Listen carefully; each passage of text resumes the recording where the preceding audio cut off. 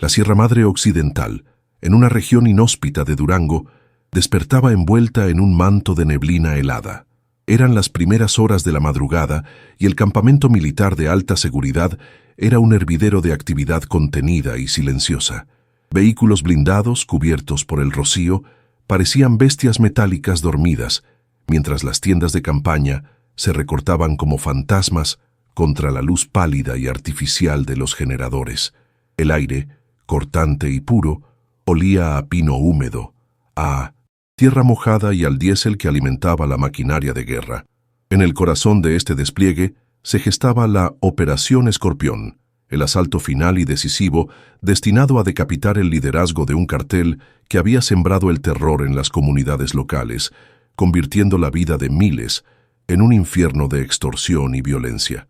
La atmósfera era de una tensión casi palpable, una calma tensa antes de la tormenta, donde cada soldado se movía con la precisión de una pieza en un engranaje mortal, listos para cumplir órdenes sin cuestionar. En medio de este escenario de rigidez castrense se encontraba Sofía Ríos, una joven de 23 años con el rango de soldado de primera de zapadores. Su figura, delgada pero con la fibra que solo el entrenamiento militar puede forjar, se movía con una eficiencia casi invisible dentro de la tienda de mando. Su cabello negro, tirante y recogido en un moño impecable, y su uniforme planchado contrastaban con la rudeza del entorno.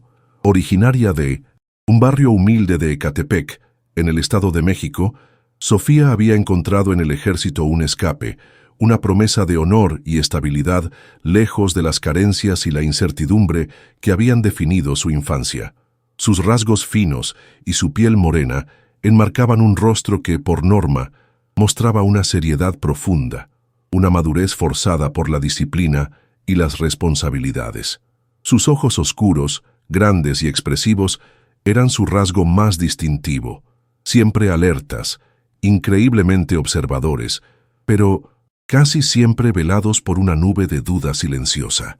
Debajo de esa fachada de soldado modelo, de obediencia y disciplina, se agitaba una mente inquieta y brillante.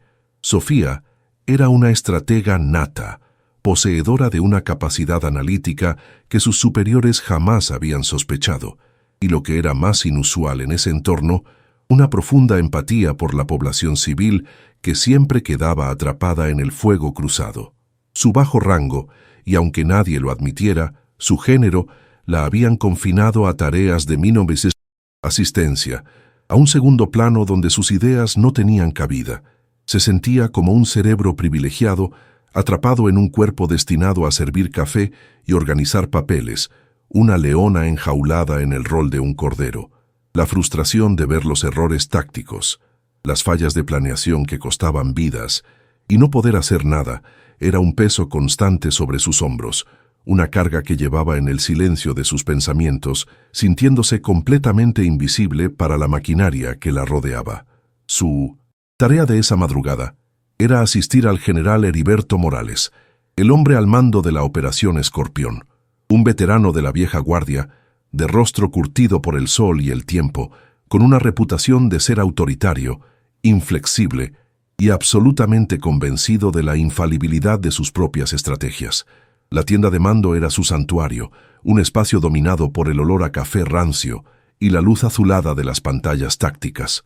Sofía se movía con sigilo, organizando mapas topográficos sobre una gran mesa de campaña, asegurándose de que el general tuviera su taza de café humeante siempre a mano.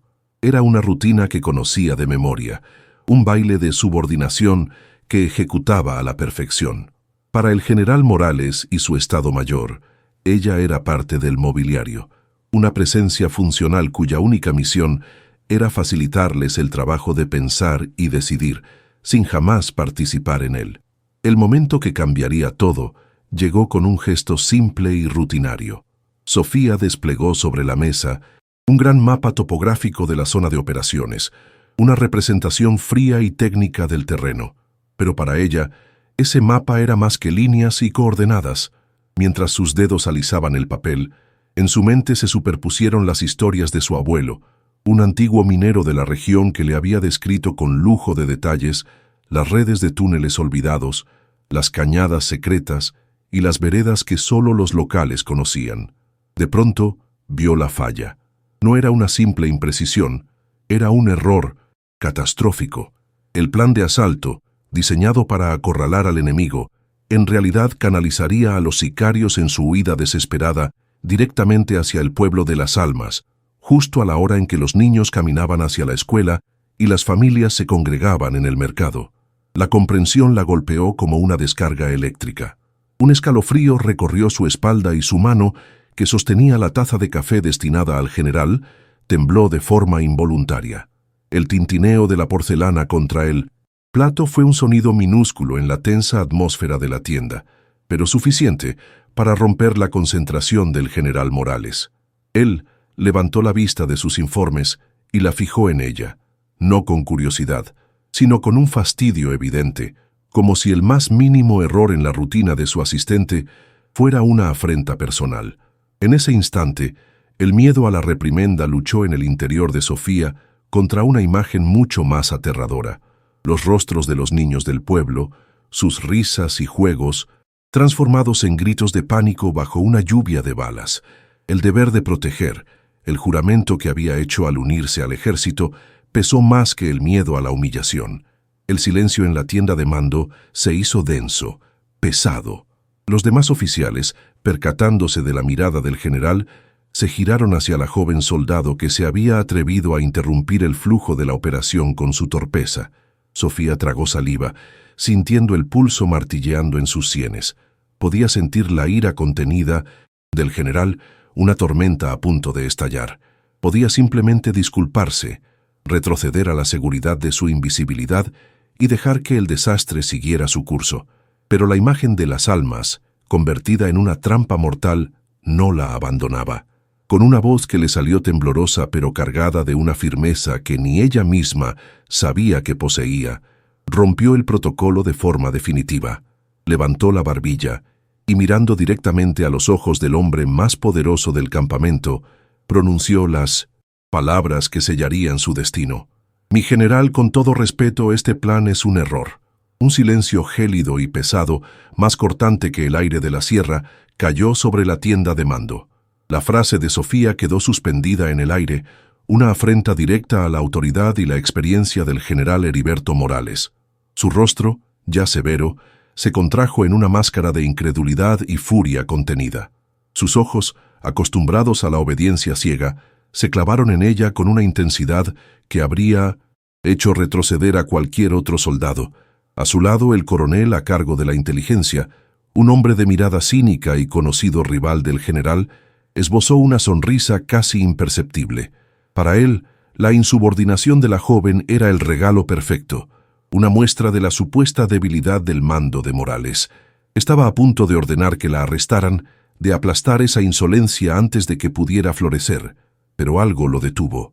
No fue piedad, sino una extraña chispa en los ojos de la soldado.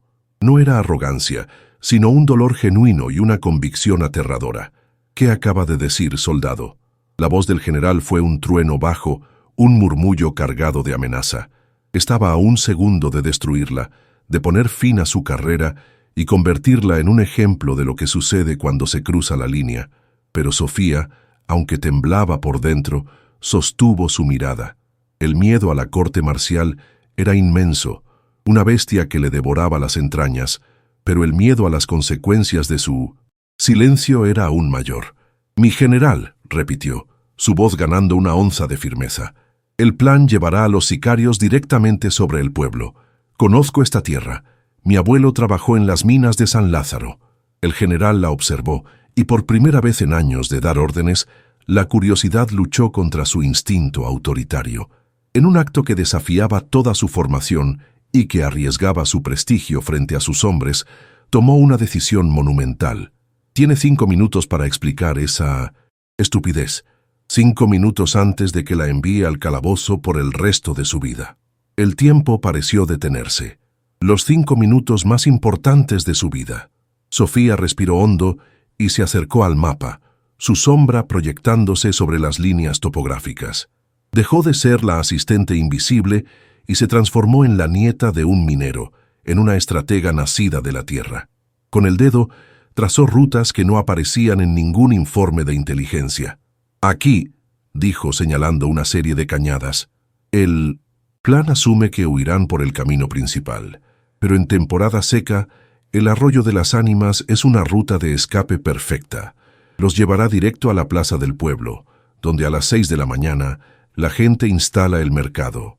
Su voz se llenó de urgencia mientras describía los antiguos túneles de ventilación de la mina, invisibles desde el aire, pero conocidos por todos los locales, que conectaban directamente la base de operaciones del cartel con las afueras del pueblo, justo detrás de la escuela primaria. No eran datos de inteligencia, era sabiduría popular, conocimiento anclado en generaciones. No hablaba con la jerga técnica de un oficial de Estado Mayor, sino con la claridad de quien visualiza la tragedia en tiempo real.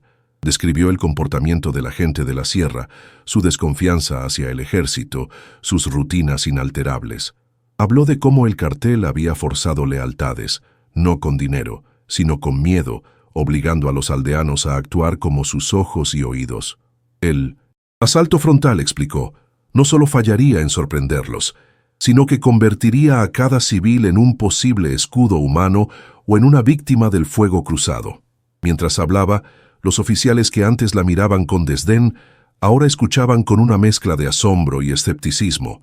El general Morales permanecía inmóvil, su rostro inescrutable, pero sus ojos no se apartaban del mapa, que bajo la guía de Sofía se estaba convirtiendo en un escenario vivo y aterradoramente predecible. El coronel de 1970, inteligencia, incapaz de soportar más tiempo la escena, intervino con virulencia. «Esto es un circo, general.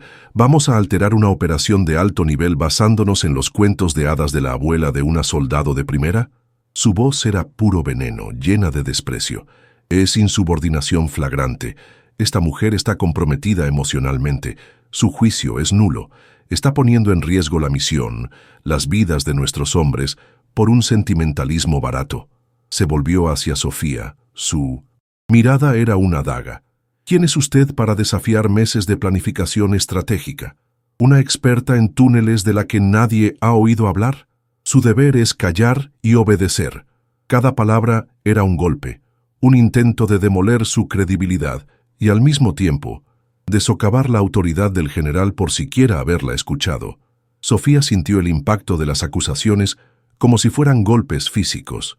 El síndrome del impostor, el miedo que siempre había acechado en las sombras de su mente, gritaba ahora con fuerza. ¿Quién era ella después de todo? Una muchacha de Ecatepec, una simple zapadora. El coronel tenía razón en un punto.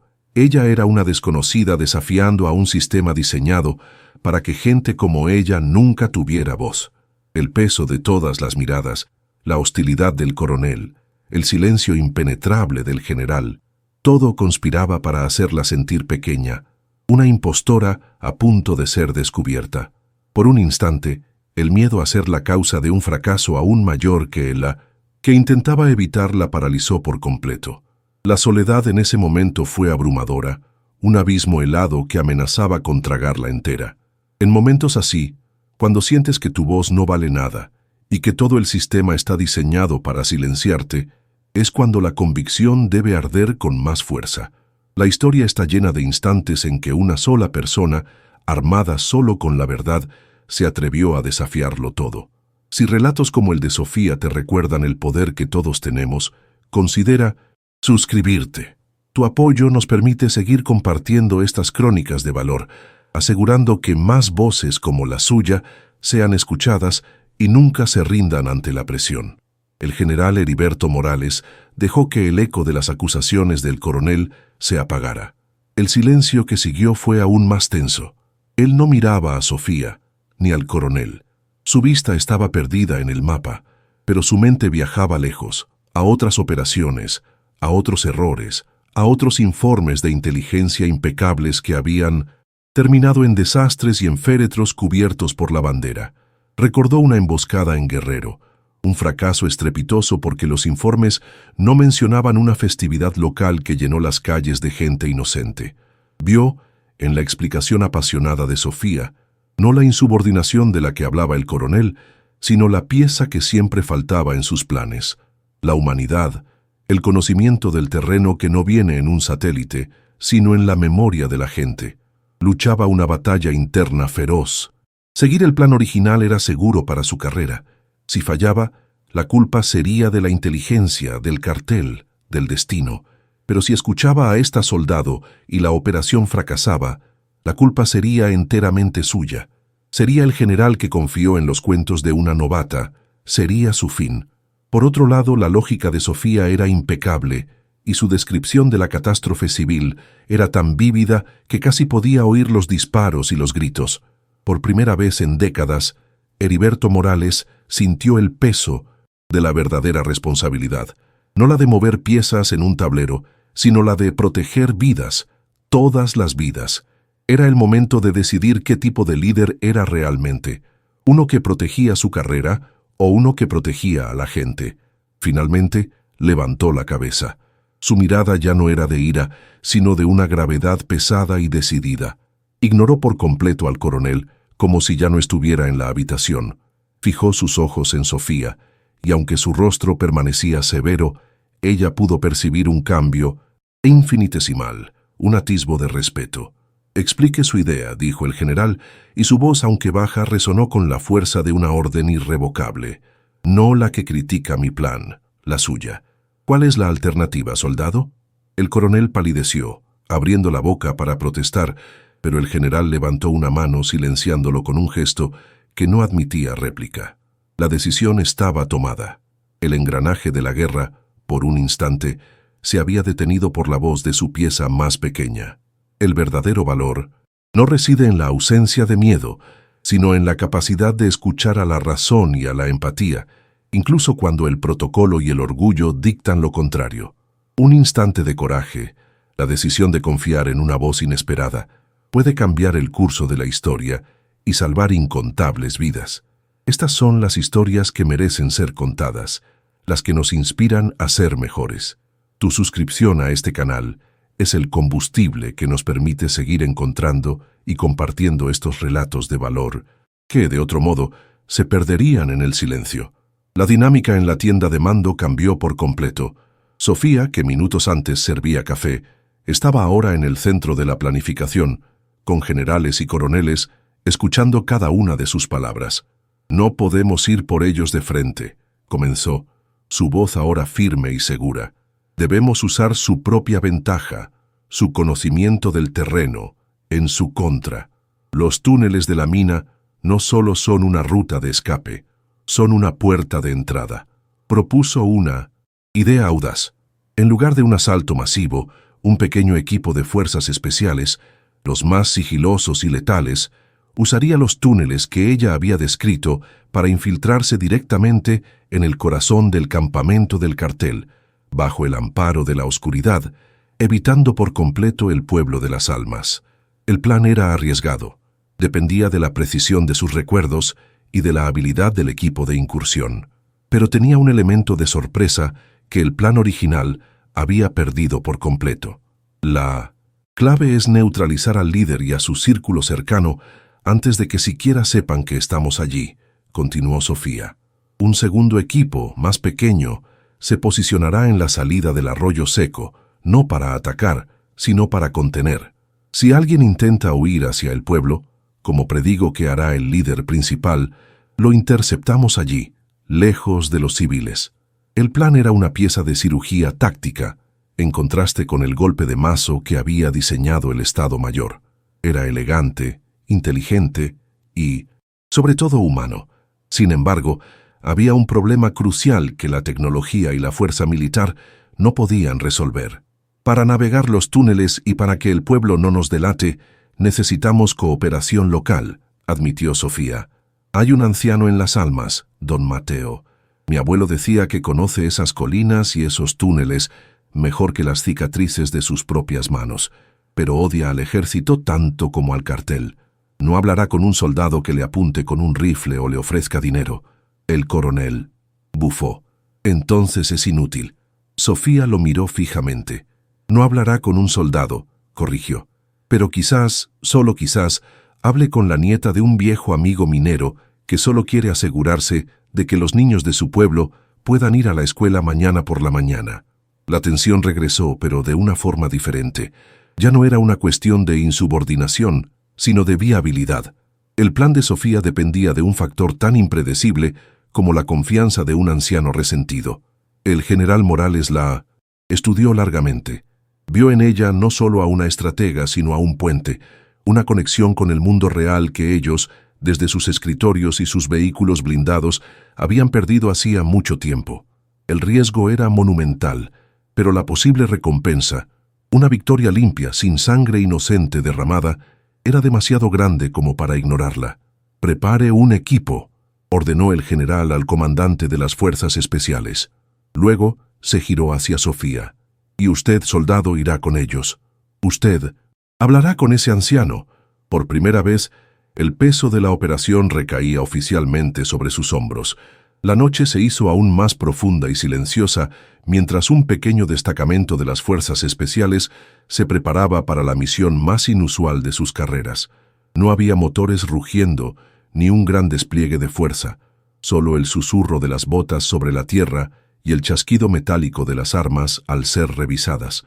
Sofía caminaba entre ellos, no como su comandante, sino como su guía, su brújula humana. Se había quitado el casco, un gesto simbólico de que su arma principal esa noche no sería su rifle, sino su mente y su herencia. Los soldados, hombres curtidos en 1000 batallas, la miraban con una mezcla de escepticismo y una curiosidad respetuosa. Estaban apostando sus vidas a la palabra de una joven zapadora y a las historias de su abuelo. La tensión era un nudo en el estómago de todos, el miedo a lo desconocido luchando contra la adrenalina de una operación encubierta que rompía con todas las reglas que conocían. Llegaron a las afueras de Las Almas, como espectros en la oscuridad. El pueblo dormía, ajeno a su presencia. Siguiendo las instrucciones de Sofía, el capitán del equipo y ella se adelantaron, desarmados, hacia una pequeña choza de adobe en el borde del pueblo. Allí vivía don Mateo. Al tocar la puerta, un anciano de rostro surcado por arrugas profundas y ojos desconfiados los recibió. El capitán empezó a hablar, pero el anciano lo silenció con un gesto. Entonces, Sofía dio un paso al frente. «Don Mateo», dijo en un español suave, teñido con el acento de la región que había practicado. «Mi nombre es Sofía Ríos. Soy nieta de Benjamín Ríos, el minero. Me contaba del sabor del agua del pozo de las ánimas y de cómo usted siempre sabía cuándo iba a llover solo con oler el aire». El rostro del anciano cambió. La desconfianza no se fue, pero una puerta se entreabrió. No era una soldado hablándole, era la nieta de un igual. La conversación fue breve y susurrada. Sofía no pidió ayuda para una operación militar, sino para proteger a los niños del pueblo. Le habló de su temor, de la ruta de escape que desembocaba en el mercado. Don Mateo la escuchó, y tras un largo silencio que pareció una eternidad, asintió lentamente. Con un trozo de carbón sobre un pedazo de madera, dibujó un mapa de los túneles, añadiendo detalles que ni las historias del abuelo de Sofía contenían. Advirtió sobre un pozo de ventilación derrumbado y señaló la entrada exacta, oculta tras una cortina de hiedra seca. Con esa información vital, Sofía regresó con el equipo. Ahora tenían la llave. Mientras el equipo de asalto se preparaba para descender a la oscuridad, Sofía se estableció en un puesto de mando improvisado con un radio, convirtiéndose en sus ojos y oídos en la superficie. El destino de la misión estaba ahora en sus manos y en la fidelidad de la memoria de un anciano. La infiltración a través de los túneles mineros fue una prueba de nervios y disciplina. El aire era viciado, olía a tierra húmeda y a metal oxidado. El único sonido era el de su propia respiración contenida y el goteo constante de agua filtrándose por las rocas. Avanzaban en una oscuridad casi total, guiados por la voz tranquila de Sofía en la radio, que retransmitía las indicaciones del mapa de don Mateo. Cada paso era un riesgo calculado, un paso en falso, un ruido innecesario, y la sorpresa se perdería, condenándolos a una muerte segura en las entrañas de la tierra. Sofía, a kilómetros de distancia, sentía cada segundo como una hora. Aferrada a la radio, su imaginación dibujaba cada movimiento del equipo, su corazón latiendo al ritmo de sus pasos silenciosos.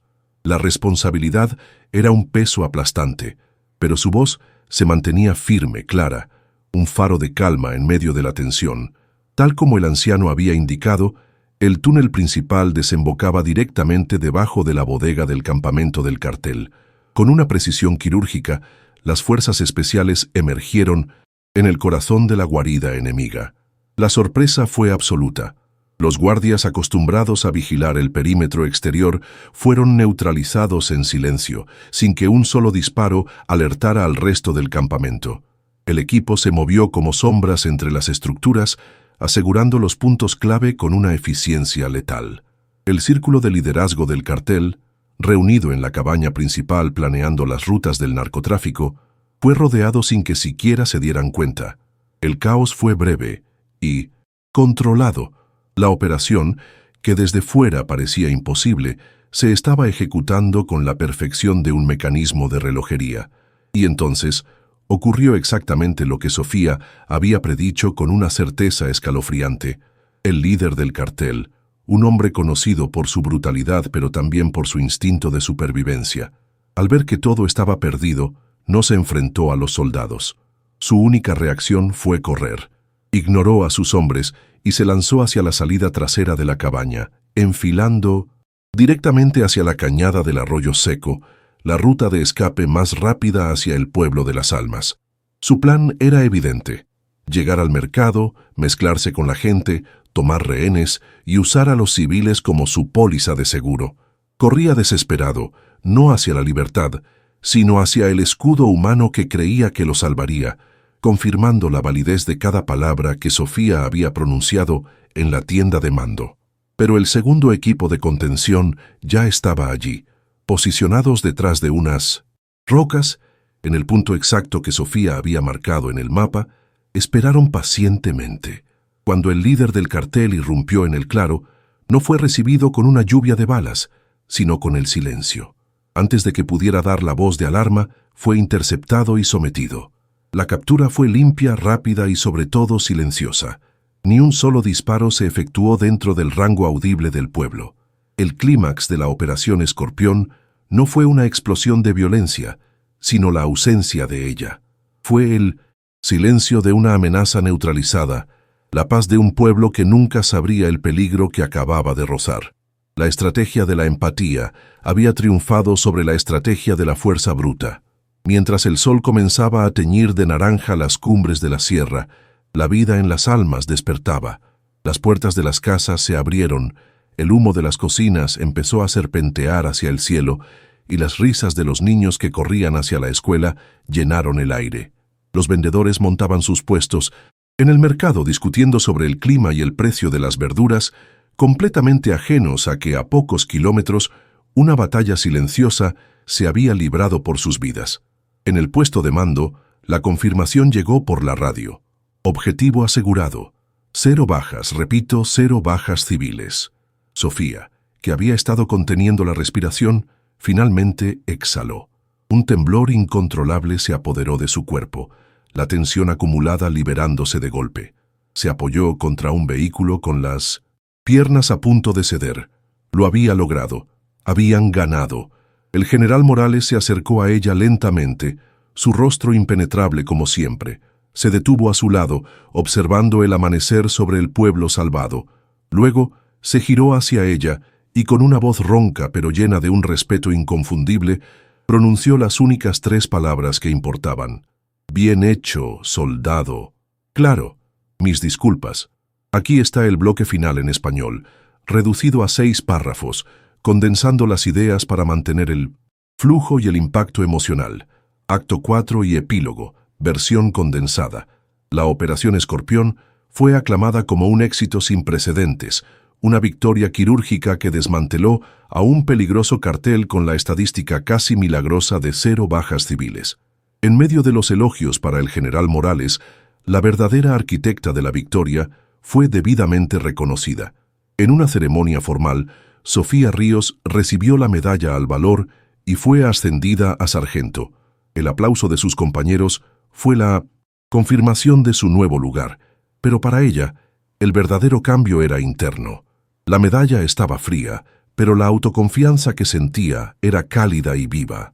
La invisibilidad había desaparecido para siempre, reemplazada por la certeza de su propósito, fusionando la disciplina militar con su empatía innata. Profundamente transformado por la experiencia, el general Morales utilizó su nuevo prestigio para iniciar un cambio radical en el ejército, la creación de la unidad de inteligencia cultural y social. Su objetivo era formar soldados que entendieran a las comunidades a un nivel humano. Un año más tarde, la sargento Ríos ya lideraba este esfuerzo, enseñando a una nueva generación de cadetes de diversos orígenes. Su primera arma no es el fusil, les decía, es su capacidad de escuchar. Les enseñaba cómo los mapas y las personas se complementan, forjando una nueva doctrina donde la victoria no se medía en batallas ganadas, sino en conflictos evitados a través de la comprensión y el respeto. Cada vida que protegemos, cada comunidad que logramos mantener a salvo, es la razón por la que estamos aquí. Es un recordatorio de que la fuerza más grande nace de la comprensión y el respeto. Gracias por acompañarnos hasta el final de esta historia y por ser parte de esta comunidad. Tu apoyo, a través de tu suscripción, es lo que nos permite seguir compartiendo estos testimonios de esperanza y demostrar que las mejores ideas a menudo provienen de las voces más inesperadas. 2 años más tarde, la ahora teniente Sofía Ríos coordinaba los esfuerzos de auxilio del plan DN3E en un pueblo de Chiapas devastado por un huracán. Su rol había evolucionado de estratega de combate a líder comunitaria. En medio de su labor, un niño se le acercó y le entregó un dibujo. En él, una soldado de rasgos femeninos sostenía un paraguas gigante que protegía a todo un pueblo de una tormenta furiosa. La soldado del dibujo no portaba un arma, solo el escudo de su protección. El niño sonrió y corrió a jugar, dejando a Sofía con la hoja de papel en las manos.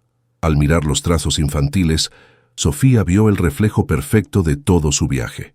Vio a la joven asustada en la tienda de mando, a la nieta del minero que usó sus raíces para salvar vidas, y a la líder en la que se había convertido, cuyo deber ahora era reconstruir y proteger de una forma mucho más profunda. Aquel simple dibujo era un símbolo más poderoso que cualquier medalla, la prueba de que su camino había completado un círculo, pasando del miedo al respeto y del respeto al servicio desinteresado, ganando a cambio la forma más pura de gratitud. El legado de la teniente Ríos se convirtió en una leyenda silenciosa, un testimonio de que la verdadera fuerza de una nación no reside en su poder de fuego, sino en su capacidad de escuchar y valorar la sabiduría que emana de su gente. Su historia demostró que una sola idea, cuando está anclada en el respeto profundo por la vida, puede ser más poderosa y transformadora que un ejército entero. Su victoria final no fue capturar a un criminal, sino cambiar un paradigma, probando que para proteger verdaderamente a un pueblo, primero hay que entenderlo.